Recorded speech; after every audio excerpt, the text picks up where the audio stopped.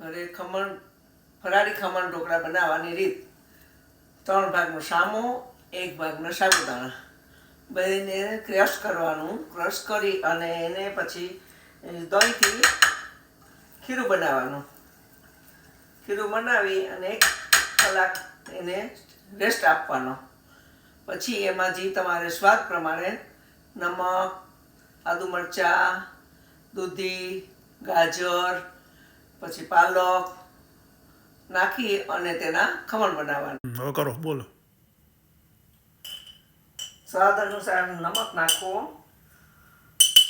Healthy બનાવવા માટે પાલક નાખો. પછી દૂધીનું ખમણ નાખો.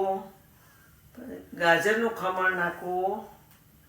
આદુ મરચાંની પેસ્ટ નાખો. બધું મિક્સ કરી રોટ કરવાનું, એને હલાવવાનું, બધા એને મિક્સ કરવાનું. પછી એની અંદર સોડા બાયકાર્બ નાખવાનો. સોડા બાયકાર્બ નાખી અને મિક્સ કરી અને મૂકી દેવાનું.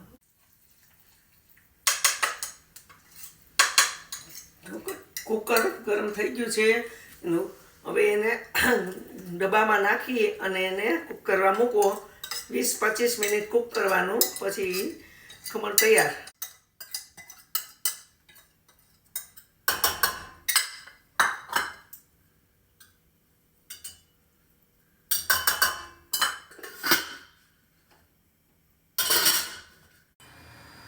વઘાર માટે 2 ચમચી તેલ, મોટી 2 ચમચી તેલ મૂકવાનું. એમાં હિંગ નાખવાની, તલ નાખવાના અને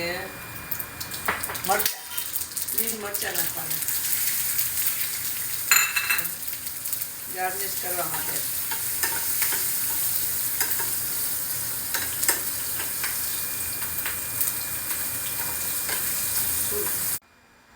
ફરાળી ખમણ તૈયાર.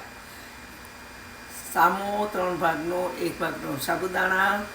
બાકી હેલ્ધી માટે પાલક, પછી ગાજર, કોબીજ, દૂધી અને મરચાં ને આદુ. ફરાળી ખમણને વઘાર માટે ગાર્નિશ તૈયાર કરેલી મરચાં, 2 ચમચી તેલ, ધાણા ભાજી, તલ. ફરાળી ખમણ તૈયાર થઈ ગયા છે.